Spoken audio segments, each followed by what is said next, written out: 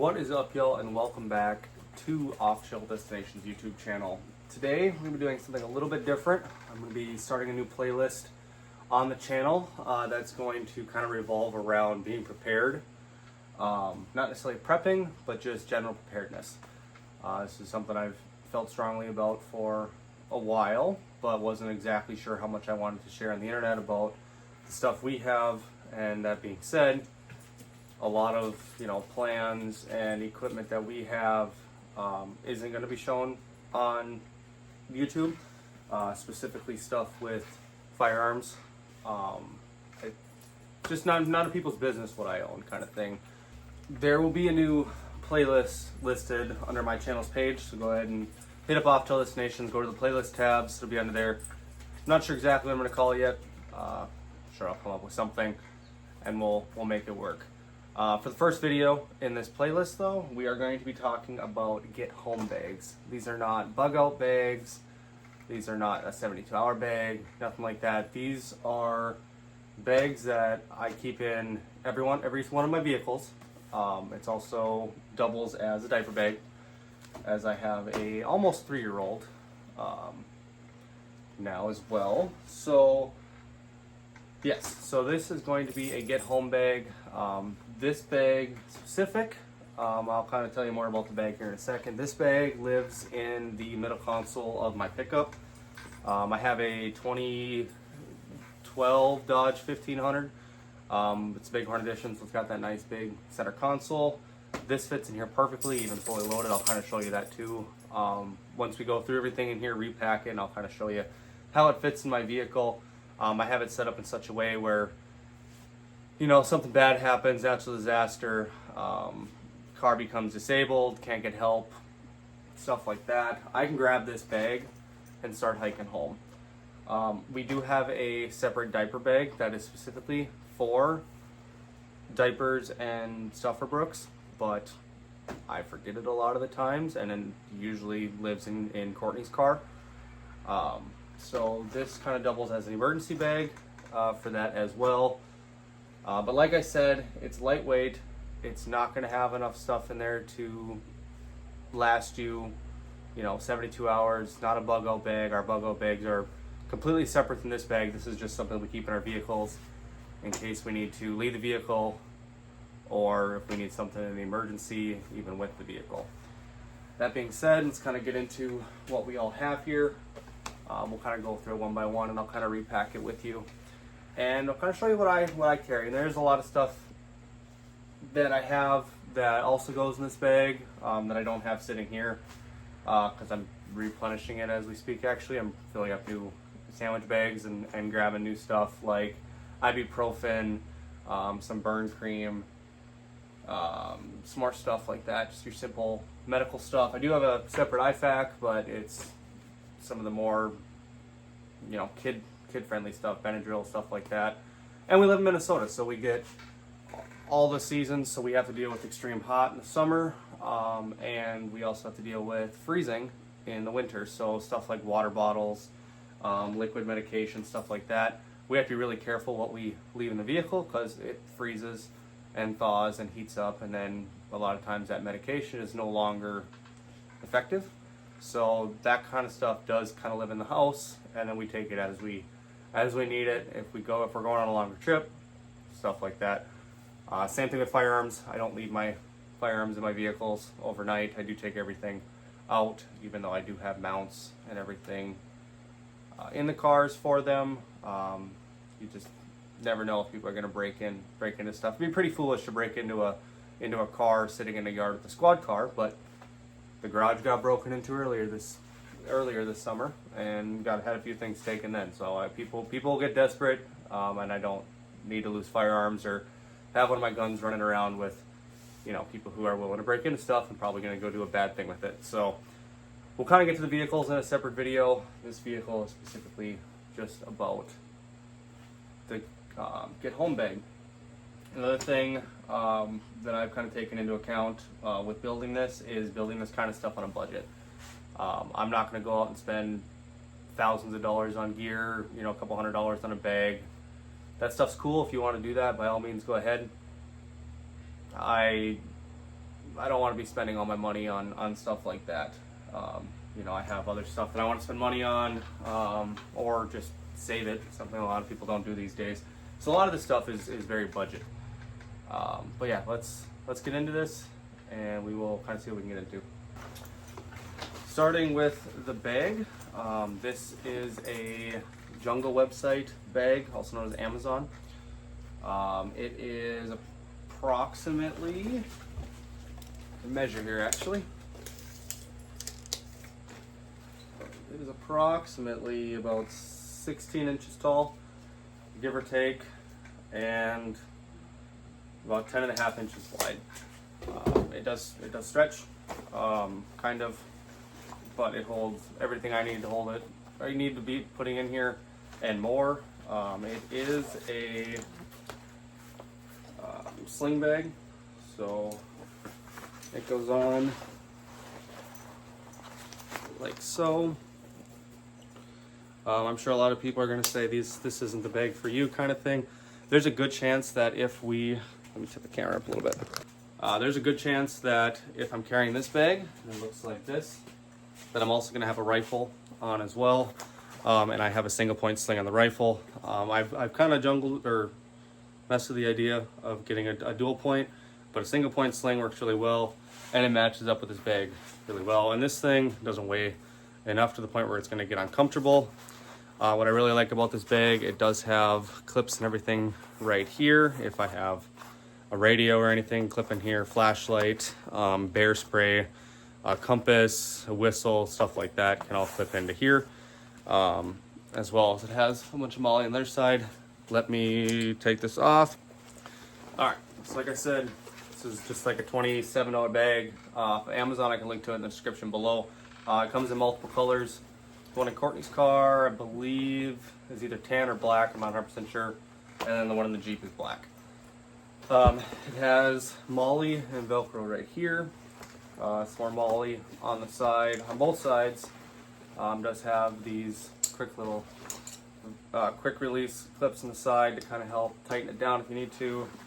In the back, it does have this space right here for gear, put a concealed gun in here, and then inside here actually is a little bit of Velcro, so if you have a Velcro holster, it can go right in there as well. In the main pocket, it does have, I believe they call it like an iPad pocket or something. It has another little pocket inside here, another one on the front, and then a small one right here. And then it has another pocket on the front, this little elastic spandex style thing. I don't know what you'd stick in there, but I think I actually have a headlamp stuck in there most of the time. And then another little pouch right here. Another more Velcro on the front here, which I stuck a morale patch, because what else are you going to stick in there? And then another thing in the front with more of the elastic and actually a little pouch right there as well. So that's the bag. Again, I'm pretty sure it was like $27 or something like that. It's actually well made. The stitching, very, very solid. The material is solid. I haven't had this thing rip, haven't had any issues with it. For $27, it is much, much cheaper than a bag similar to it that you would get off of a more expensive website. So, very happy with that. So that is the bag we use to carry everything. I do have a first aid kit. This is made by Falcon Tack, it looks like. They're pretty good little first aid kits. They're not gonna, if you get shot, they're not gonna be enough to, do surgery and stuff like that. But it does have a chest seal, typical band-aids, antibiotic ointment, ibuprofen. I guess we can kind of just open it up here. A few gauze, elastic bandages, gauze, glow-in-the-dark stick, everything is in here in that nice elastic. Alcohol patches. Looks like a cheap little trauma shears. This one's kind of tore apart because we've used it a few times when people have fallen off of bikes, and this is also one that used to be in my squad car when I worked in my last department. They didn't give us first aid kits or anything, so we kind of had to supply our own. For whatever reason, I don't know why, but that's just how they did it. This sits in the main pocket of the get home bag, right towards the bottom. So it kind of sits right there. It does take up a large portion, but I do believe that first aid, especially when you have a 3-year-old running around, who's a rambunctious 3-year-old at that, running into stuff, falling off a bike. Again, I'm law enforcement, so I do feel inclined to help people a lot of the times. If I see people hurt, and it's nice just having a little IFAK in the truck as we're going. You never know what you might run into. I do have paracord in here. I'm not exactly sure how much is in here. This is something that lives at the bottom of that bag. I haven't had to use it for anything yet, but I'm sure the people that watch this video know what paracord is, know what it's good for. It's got tons and tons of uses. Again, just keeps it in the bottom of the bag. Doesn't take up a whole lot of space, and you never know when you might need it. So that sits in the bottom of the bag. I do carry a single 30-round AR mag. These are Green Tip 5.56. That gives you an inclination of the type of rifle I carry. Just an AR-15. I do have one of these in there. Usually I do have an AR in my vehicle, or there's one in my squad car. You know, you never know when you might need an AR mag. It's just a PMag, doesn't rust. I personally prefer the plastic mags over the metal mags. I'm sure people in the comments are going to prefer metal mags over plastic mags because people always like to disagree. So I do carry one of these. It is fully loaded right now. It does add a little bit of weight, but I'd rather have it, not need it, than need it, not have it.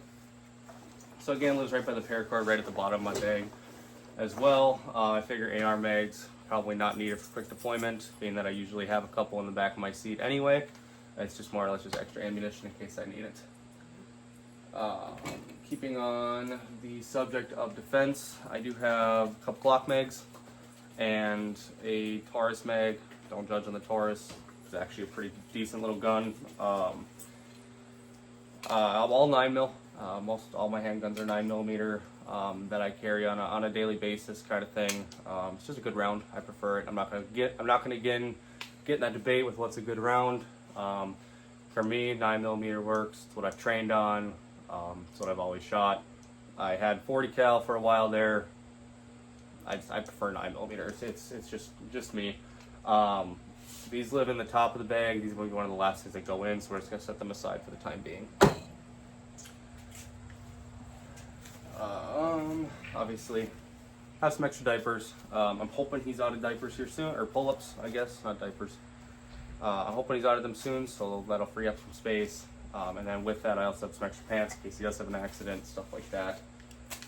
Always got to keep snacks around. I also usually have a couple granola bars in here because granola bars keep well. They don't melt as long as you just get the normal, like fig bars, stuff like that, or actual granola bars, not the chocolate dipped ones. They're usually not terribly messy. They don't melt, and kids love them. So it's a good snack if I ever forget to grab snacks. We're going to set these aside because these are one of the last things to go in too, because I keep them towards the top because we tend to use them the most. I do have just a small thing of wipes. These are stuffy nose wipes. I'm pretty sure we got these from like a Walgreens or something. It's just a cleaning wipe. If you ever have to take a natural dump, I do not believe these are biodegradable, but I do have doggy doo-doo bags that you can put them in as well to dispose of them properly. I do have in my truck, I do have another thing of wipes in case Brooks has an accident as well, or you have a spill and need to clean something up. It works really well for that as well. Again, we're going to set those aside. It'll be one of the last things that go in there. Like I said, doggy doo-doo bags. I have a German Shepherd. Very, very, very well trained, but when you gotta go, you gotta go.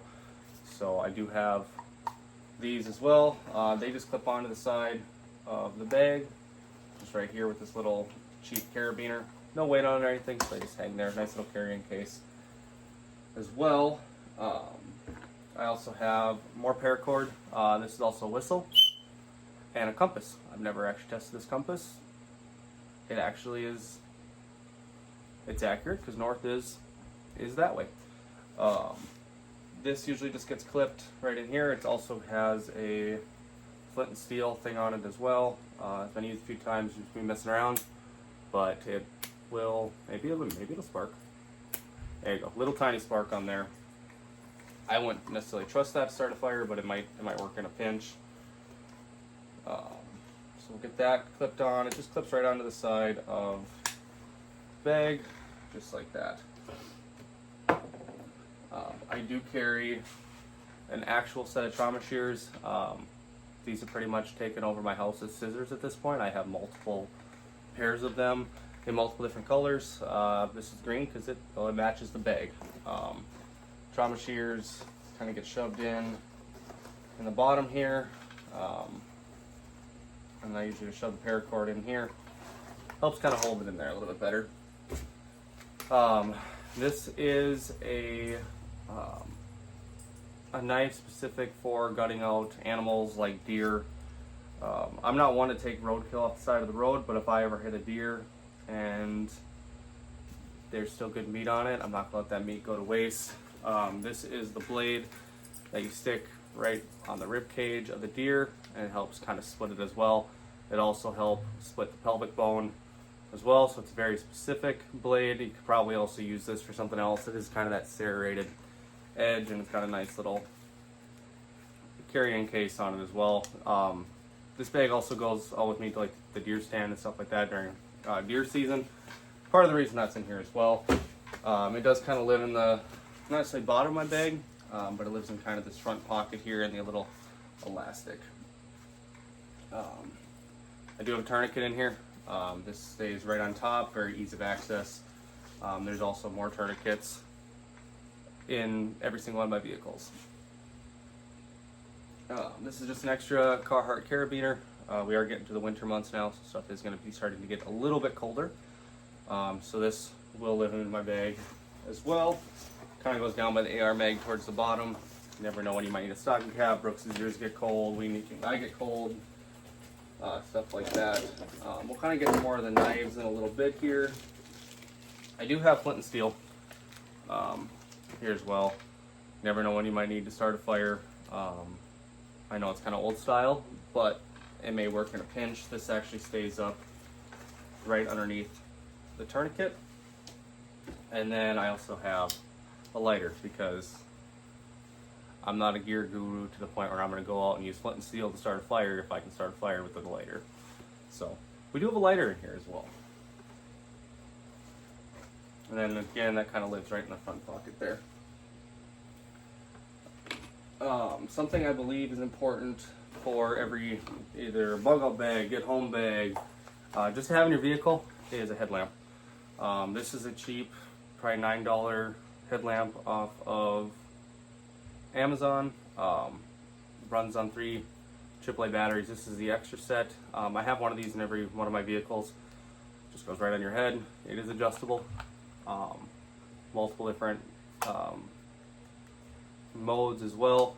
Never know when you're going to need a flashlight, especially your vehicle breaks down, you're helping somebody else with their broken vehicle. You know, my Jeep has a winch and max tracks on it. Come winter, I would guess I'm probably going to be helping other vehicles recover out of the ditch because it's cheaper than a tow truck, and it gets cold, exposure can kill, stuff like that. It'd be really nice to have just a light on your head. You don't have to hold, nothing like that. Love the idea of headlamps.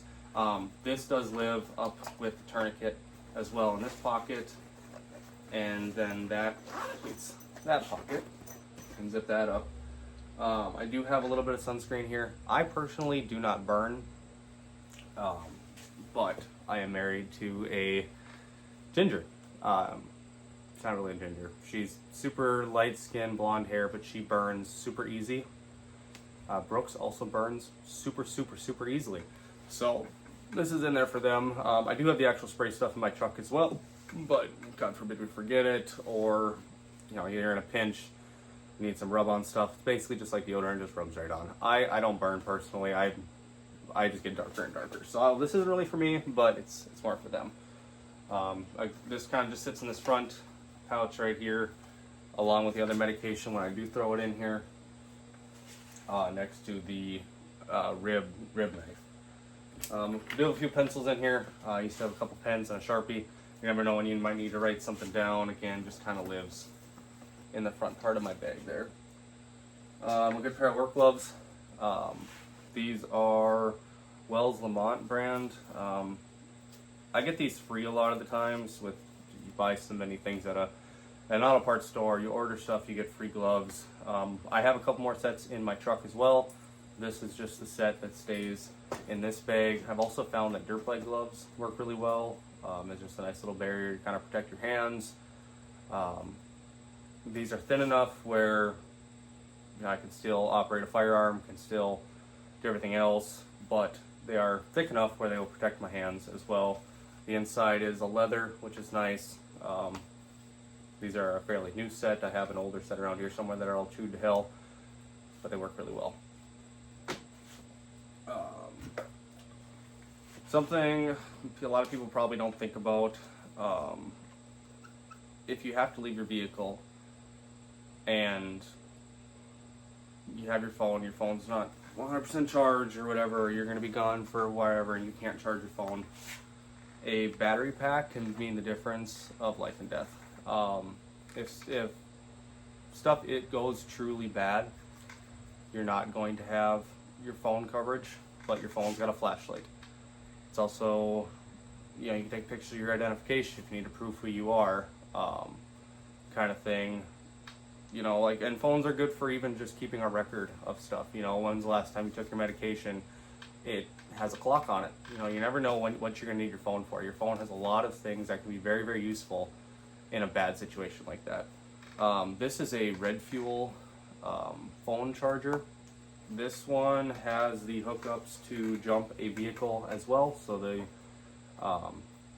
this thing sits in my truck. It can jump the battery if the battery does die. This is currently only at 56%, so I do need to charge this. It has both USBs and it charges just with a typical micro SD, so I do have one of those chargers in my truck as well. And then obviously the hookups, if I can get it open right now. Took a jumper cable up to and jump your vehicle if needed. So this is a big part of it. I don't leave home without one of these. They live in my vehicles. I have multiple of them. You get them, again, they're just like work gloves. You get them free sometimes if you order stuff. You never know when you might need them. This lives in this main pocket up here towards the front. It goes to the same place where like the wipes and stuff go as well. Along with the power box, I also have phone cords. We have the iPhone 15s, so it's the newer style. Plugins. The block I carry is one of the collapsible blocks. It has both a USB and a Type-C. Chargers these days are going towards the Type-C. Keep one of them as well. I also have the older iPhone style charger in here as well. My iPad has that charger, so if I ever forget a charger, there's one in here. Also, my brother-in-law, and I think he's probably the last one I know that has an older iPhone. So it works well to charge that as well. And just an extra block. Just a typical USB block. Doesn't have the collapsible, but you never know when you might need a second one. Another thing that's just as important as the headlamps are flashlights. This is just a cheap $15 one off of Amazon. I think it came in like a 2 or 3 pack or whatever.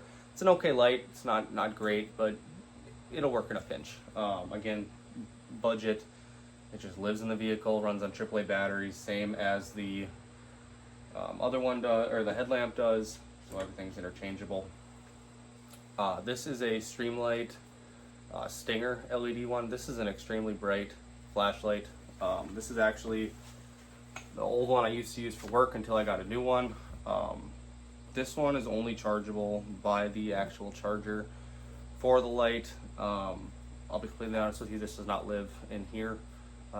This sits on top of my gun safe on the charger if we ever need it. It's more or less, if the power goes out, it sits in there. I just figured we'd show you another optional light you can put in there. I also have a smaller Streamlight and a smaller O light that runs off of AA batteries. Those work really, really well. I prefer to keep everything the same battery size, so if I do have to carry batteries like I do in here, those batteries will work for anything. There's also a pack of AAA batteries in the back of my Jeep, and I think I have a couple in the pickup as well. Might have used them for other things, I'm not 100% sure. Pocket knives, these will always be a debate. The biggest debate I've been seeing right now are the orange Ozark Trail knives that everyone in all my Facebook EDC groups has been looking at. They look like decent knives. I haven't bought one because, well, they're sold out all over the country because everybody has been buying them. I'll kind of dub in a picture right here of what I'm talking about. If you watch these videos or if you're part of these groups on Facebook, you probably have seen this knife. It's a $10 knife. I'm not big into the knives thing. You know, I carry a couple nice knives for work, but a knife's a knife. As long as you keep them sharp and they work, that's awesome. I do have a fixed blade knife in the pickup and a fixed blade knife in the Jeep. But these are just your typical folding knives. This is a SOG Trident Mini. This one's seen some things. It's pretty sharp. I have a knife sharpener. It's also got a small serrated blade on here as well, and a little clip, as well as it has a seatbelt cutter if you need it. Works pretty well for that. It's just one that lives in the bag. And then a couple years ago, my grandpa bought me a buck knife. It's a company called Buck USA. You can kind of see it right there. It's just another folding knife. Nothing overly special about it. It's small. I'm not, maybe 7 inches total, maybe 6 inches. I'm not 100% sure. This one is extremely sharp. You know, there's things that knives can do that scissors can't, and stuff that scissors can't do, or scissors can do that knives can't. So it's good just to have options. That's why it's in there. I know some of you guys will probably jump in the comments and be like, you know, where's his firearm kind of thing. I usually carry a firearm on my person. I'm not going to leave it in a backpack. There is times that I will put one in there, but for the most part I carry it on my person. One, I'm in law enforcement, two, I'm a concealed carry, and it's stupid not to be able to defend yourself. You know, I can't stress enough to people, like, it's one of those things, it's better to have and not use it than need it and not have it. I also sometimes will carry on here pepper spray for hiking or camping, or a small thing of bear spray, because I'll say this now and I'll say this again, not everybody needs a bullet. You know, and with all the laws Minnesota has around firearms, sometimes just pepper spray is a better thing to use. It also works for repelling animals, stuff like that. So that's why I carry that as well. But yeah, so let's put everything in here and I'll kind of show you where it all sits in the truck.